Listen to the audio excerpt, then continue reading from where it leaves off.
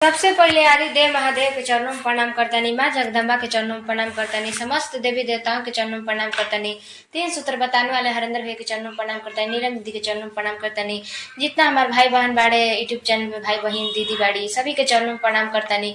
हमारे प्रणाम अपने चरणों से गार करे, जो भी गलती हुई ये भजन में त्रुटि हुई क्षमा करम जा। गइल चर्चा के दिना भैया हो भुलैल बतिया मिलब कि ना।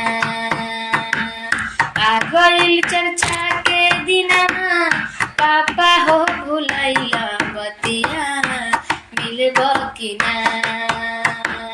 कहल घुमाई दे गुरु के दर्शन कराई साझे कैल पलान एसिया हो रही से भंगिया गुरु के भावेलन एसिया हो रही से भंगिया गुरु के भावेलन नहना से लोरवा ढर के देखे खातिर देव घर तरसे गुरु जी के धाम।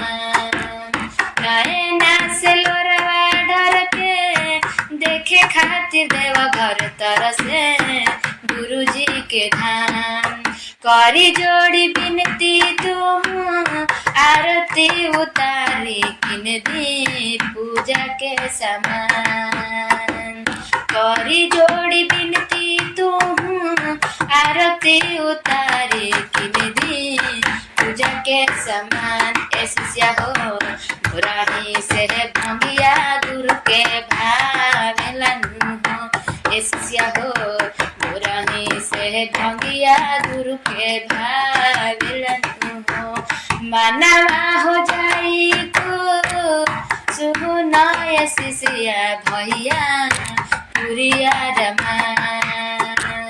मानवा हो जाई सुना शिष्या भैया पुरिया रमान। इहे हम जगत के गुरु सुनाए पिंकी बहिना महिमा महान।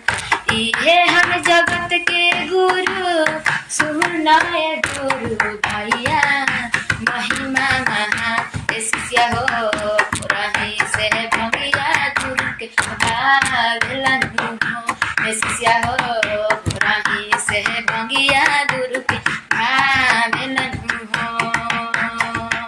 पहिला में दया नागी दूसरा में चर्चा तीसरा पहली बड़ा नाम ऐसिया हो रही से भंगिया गुरु के भावेलन ऐसिया हो रही से भंगिया गुरु के